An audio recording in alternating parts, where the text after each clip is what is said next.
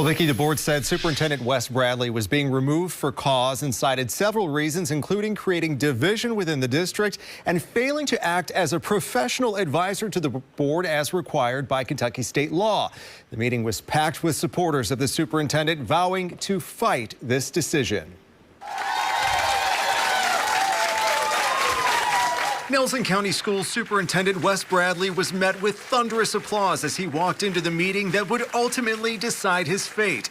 A motion was immediately made to meet in executive session, but not before board member Tracy Bowling, Bradley's lone supporter on the board, accused her fellow members of keeping her out of this process. I am a member of this Board of Education, and while I do not align currently with this board, I deserve the respect of being part of the conversation. Monday's school board meeting caps off several months of controversy within the district, which has included parents filing a civil lawsuit alleging the board has violated the Open Meetings Act when discussing Bradley's contract.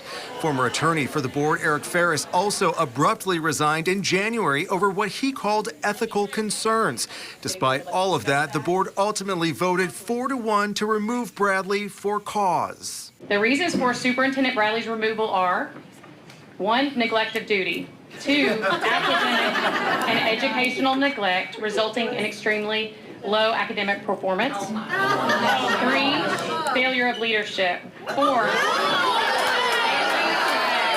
Bradley spoke briefly after the vote, where his focus remained on the students. Over the next month, it's important that this doesn't become a distraction from student learning.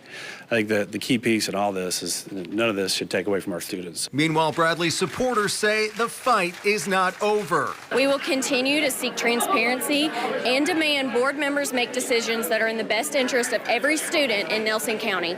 We do not agree with the 4 board members that have made this decision. We also do not feel that this will stand. As for the rest of the board, they declined to comment. Now, this is not quite a done deal. Bradley's removal must be approved by the commissioner of the Kentucky Department of Education. Reporting live in studio tonight, Drew Gardner, WLKY News.